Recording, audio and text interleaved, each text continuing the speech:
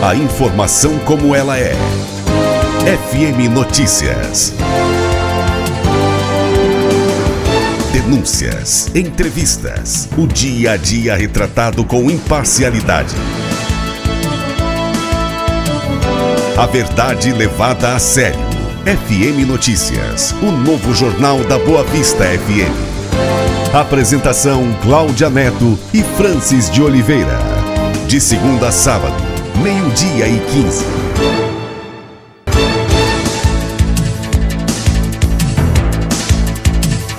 Gente, hoje é dia de Santo Antônio, uma data linda, uma data esperada, né, pelo paracatuense, não pela questão do feriado, porque basta a gente notar, né, o fervor, a fé, a frequência à igreja, as barraquinhas, basta a gente ver isso que a gente percebe que é uma questão muito mais de fé. Santo Antônio foi escolhido como padroeiro da nossa cidade, né, e nós conversamos com o padre Marcos Antônio para saber um pouquinho mais sobre essa celebração que é tão querida, né? Uma celebração que eu me lembro quando criança, sempre tinham as barraquinhas, depois nós ficamos muitos anos sem ter essas barraquinhas na cidade, e quando elas voltaram, elas foram recebidas de braços abertos pela comunidade que hoje faz questão disso. Nós conversamos com o padre e perguntamos para ele qual a importância dessa comemoração para a nossa região. Sim, sobretudo para a nossa paróquia, a paróquia de Santo Antônio, é uma data importantíssima mesmo. Porque nos registros consta-se que é a paróquia mais antiga, mais velha da diocese de Paracatu. Nós temos outras também, como paróquia Nossa Senhora da Pena, em Buritis, Santa Rita de Cássia, em Guardamó, paróquias antigas, mas que depois foram extintas, depois recriadas. E a paróquia de Santo Antônio da Manga, não essa, já aí com os seus 262 anos, tem uma grande representação histórica, vejo, para o povo de Paracatu. Inclusive agora nós estávamos com aquela igreja fechada, a matriz de Santo Antônio, e a gente percebia esse anseio das pessoas, de poder estar ou de poder entrar naquela igreja, porque faz parte do contexto histórico, das pessoas de Paracatu. A avó se casou naquela igreja, a mãe se casou naquela igreja, agora vêm os filhos para se casarem naquela igreja, mas vendo e olhando o Santo Antônio, como este que representa muito para as pessoas a partir daquilo que ele viveu também, da sua experiência de vida. Primeiro, por ser um grande intelectual, mas que com a sua sabedoria, ele não deixou em momento algum de viver o Evangelho, que é a base principal, não vou dizer do catolicismo, mas de todo cristão. O cristão que tem a palavra de Deus em si e vivendo essa palavra e também anunciando essa palavra, como foi o caso de Santo Antônio, inclusive uma das suas relíquias é a língua, porque ele falava, ele professava com a sua boca, com a sua língua, aquilo que aprendia de Deus. Isso para as pessoas é algo muito importante para a fé dessas pessoas, e acredito para a fé das pessoas aqui de Paracatu, que tem essa admiração, que tem esse respeito, como também tem outros santos de devoção popular muito fortes, como São Benedito, por exemplo, que logo nós estaremos celebrando a festa também, se Deus quiser. Mas Santo Antônio, eu vejo essa marca naquilo mais na tradição, daquilo que se viveu, se viveu dentro da igreja de Santo Antônio em Paracatu, pelo longo contexto histórico, que eu não conheço muito bem, por estar apenas 6 meses aqui em Paracatu, mas eu sei que isso tem uma grande representação, sim, para as pessoas de Paracatu. E como santo, eu já disse, aquele que ensina, aquele que ensinou e deu grandes exemplos a todos também.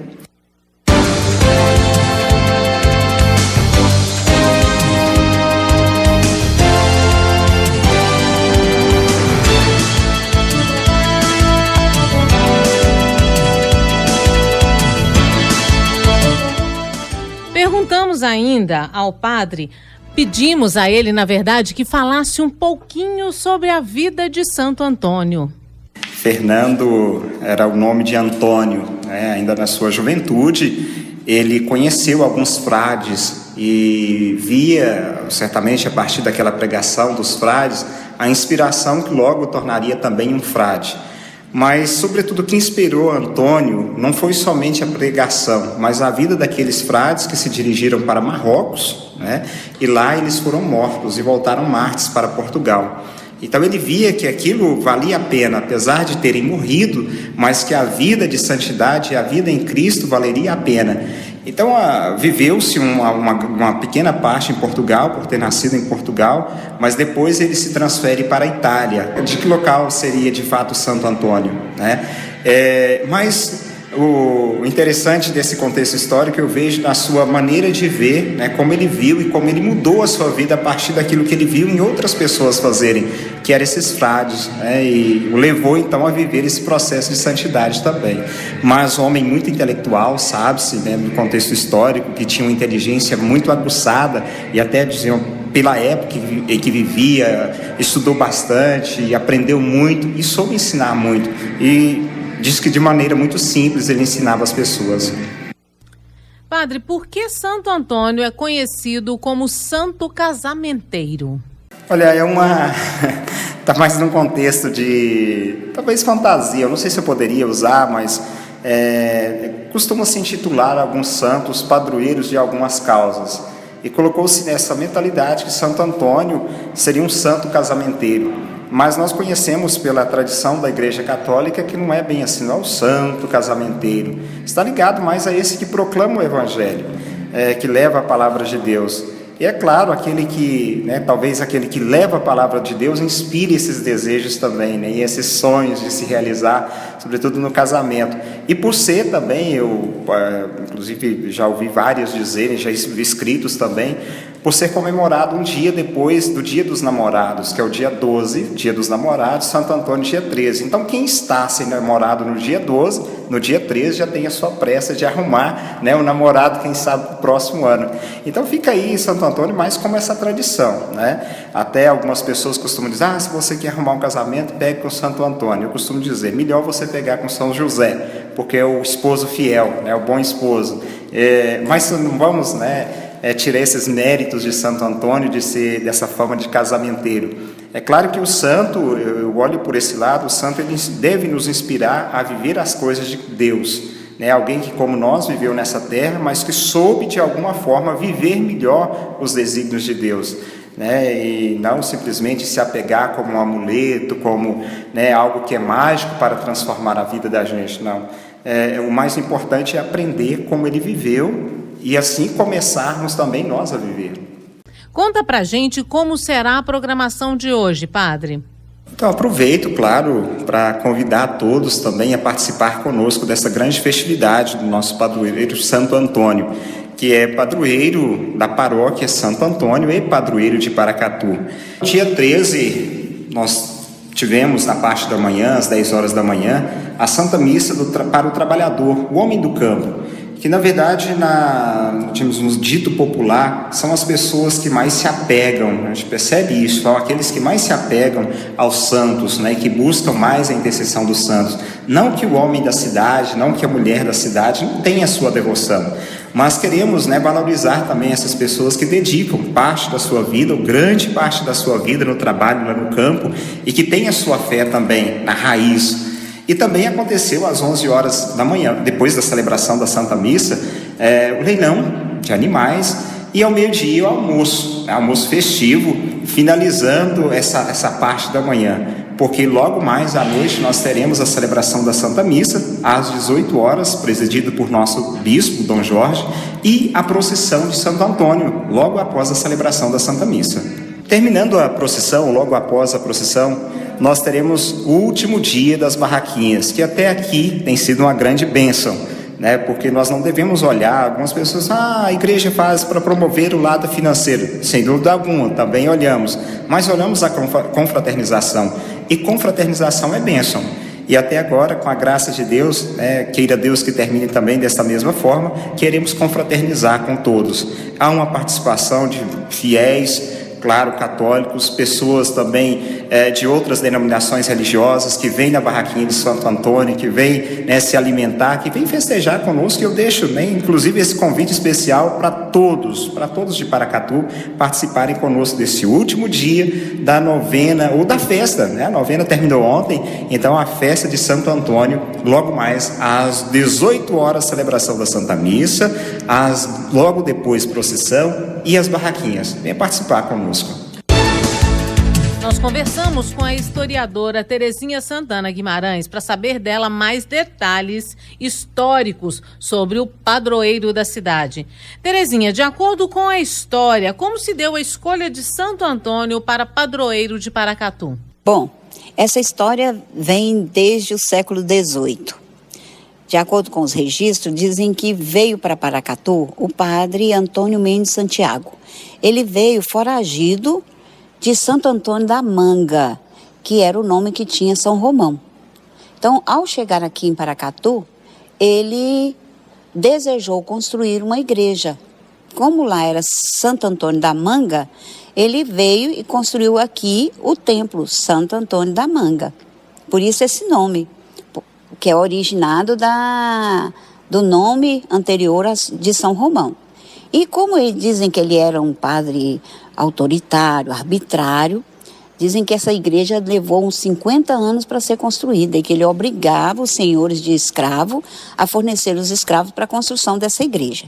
Só que no momento que ele pensou em construir, contam, né, que o mestre de Campos estava abrindo um rego d'água para trazer água até Paracatu, que é o rego do mestre Campos. E até hoje nós temos parte dele ainda para ser visto. Então dizem que quando ele decidiu construir aqui, que o mestre Campos falou que ele não construísse, que aqui tinha um veio de ouro, onde ele construiria a igreja.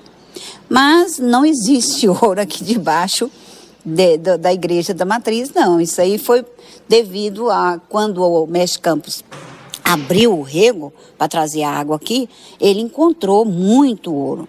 E o ouro em Paracatu era abundante. As pessoas tiravam as pedras da rua, garimpavam no meio das ruas.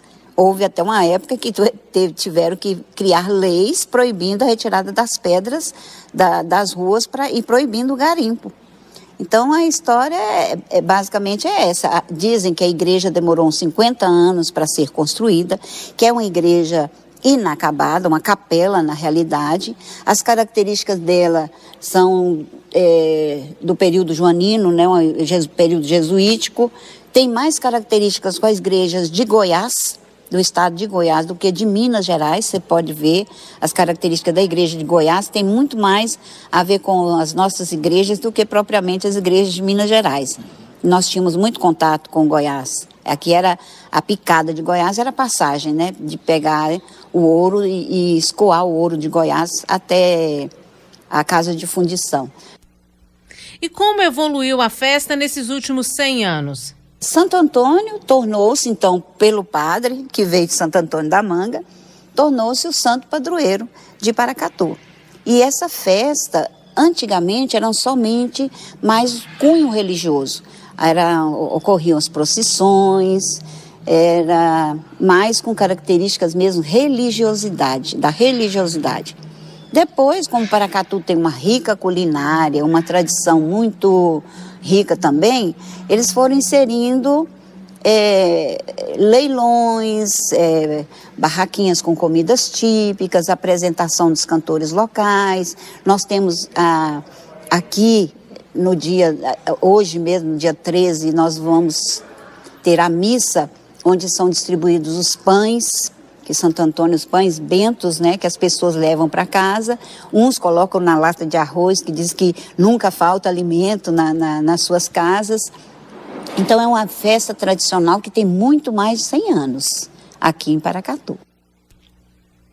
E a fama de casamenteiro, como surgiu? Isso, mas eu já ouvi o padre dizer que ele não é o santo casamenteiro. E as pessoas fazem muita judiação com o coitado, tiram até o Jesus dele, né? Tomam o Jesus dele e dizem que só vão entregá-lo, devolvê-lo se ele der às moças um bom esposo. Mas nós temos sim essa crença e as pessoas pedem, né, a intercessão de Santo Antônio para roubar um bom marido. Mas os padres dizem que não, que ele não é um santo casamenteiro.